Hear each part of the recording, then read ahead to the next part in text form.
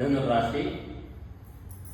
ಗುರುವು ಮಿಥುನ ಸಿಂಹ ರಾಶಿಗಳಲ್ಲಿ ಸಂಚರಿಸುವಾಗ ಶುಭ ಫಲದಾಯಕನಾಗಿದ್ದು ಕುಟುಂಬ, ಸೌಖ್ಯ, ಉದ್ಯೋಗದಲ್ಲಿ ಅಭಿವೃದ್ಧಿ, ಯಜ್ಞ ಕಾರ್ಯಾನುಕೂಲ, ಬಂಧು ಮಿತ್ರರ ಸಹಾಯ, ಶುಭ ಕಾರ್ಯಗಳು ನಡೆಯುವಿಕೆ, ಆರ್ಥಿಕ ಸ್ಥಿತಿಯಲ್ಲಿ ಸುಧಾರಣೆ, ಪುಣ್ಯಕ್ಷೇತ್ರ ದರ್ಶನ, ಕೃಷಿಯಲ್ಲಿ ಉತ್ತಮ ಫಲ ಮೊದಲಾದವುಗಳು ಕಾಣಬರುತ್ತವೆ. ಕಟಕ ರಾಶಿಯಲ್ಲಿ ಗುರುವು ಸಂಚರಿಸುವಾಗ ಚೋರಾಗ್ನಿ ಭೀತಿ, ಅನಾರೋಗ್ಯ, ದುಷ್ಟಜನ ಸಹವಾಸ, ಮನಸ್ಸಿಗೆ ಚಿಂತೆ, ಕೆಲಸ ಕಾರ್ಯಗಳಲ್ಲಿ ವಿಘ್ನ ಇತ್ಯಾದಿ ಅಶುಭ ಫಲಗಳುಂಟಾಗುತ್ತವೆ. ಶನಿಯು ಮೀನರಾಶಿಯಲ್ಲಿ ಸಂಚರಿಸುವಾಗ ಅಶುಭ ನಿದ್ದು ಯತ್ನ ಕಾರ್ಯಗಳಲ್ಲಿ ವಿಘ್ನ, ಸೇವಕ ವರ್ಗದಿಂದ ತೊಂದರೆ, ಅನಾರೋಗ್ಯ, ಧನಹಾನಿ, ಮನಸ್ಸಿಗೆ ವ್ಯಥೆ ಮೊದಲಾದ ಫಲಗಳು ಕಾಣಬರುತ್ತವೆ. ಮಕರ ರಾಶಿ.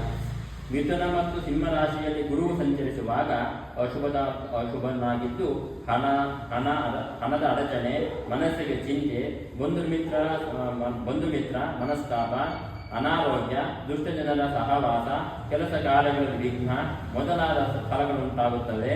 ಕಟಕ ರಾಶಿಯಲ್ಲಿ ಗುರುವು ಸಂಚರಿಸುವಾಗ ಕುಟುಂಬದಲ್ಲಿ ಸೌಖ್ಯ, ಉದ್ಯೋಗದಲ್ಲಿ ಪ್ರಗತಿ, ಯತ್ನ ಕಾರ್ಯಾನುಕೂಲ, ಶುಭ ಕಾರ್ಯಗಳು ನಡೆಯುವಿಕೆ, ಆರ್ಥಿಕ ಪರಿಸ್ಥಿತಿಯಲ್ಲಿ ಸುಧಾರಣೆ ಮೊದಲಾದ ಶುಭ ಫಲಗಳು ಕಾಣಬರುತ್ತವೆ.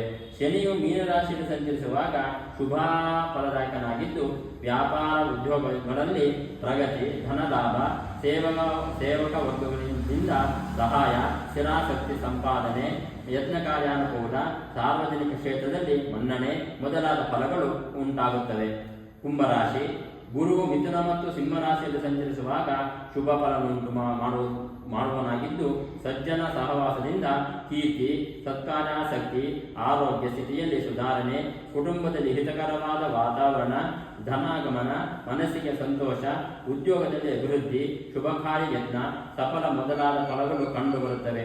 ಕಟಕ ರಾಶಿಯಲ್ಲಿ ಗುರುವು ಸಂಚರಿಸುವಾಗ ಹಣದ ಅಡಚಣೆ, ಮನಸ್ಸಿಗೆ ಚಿಂತೆ, ಆರೋಗ್ಯದಲ್ಲಿ ವ್ಯತ್ಯಾಸ, ಕೆಲಸ ಕಾರ್ಯದಲ್ಲಿ ವಿಘ್ನ ಮೊದಲಾದ ಫಲಗಳು ಅನುಭವಿಸಬೇಕಾಗುತ್ತದೆ. ಶನಿಯು ಮೀನರಾಶಿಯಲ್ಲಿರುವಾಗ ಸಲ್ಲದ ಅಪವಾದ, ದಾಯಾದಿ ಕಲಹ, ವ್ಯರ್ಥ ತಿರುಗಾಟ, ವ್ಯಾಪಾರ ಉದ್ಯೋಗದಲ್ಲಿ ನಷ್ಟ ಮೊದಲಾದ ಅಶುಭ ಫಲಗಳುಂಟಾಗುತ್ತವೆ. ಮೀನರಾಶಿ.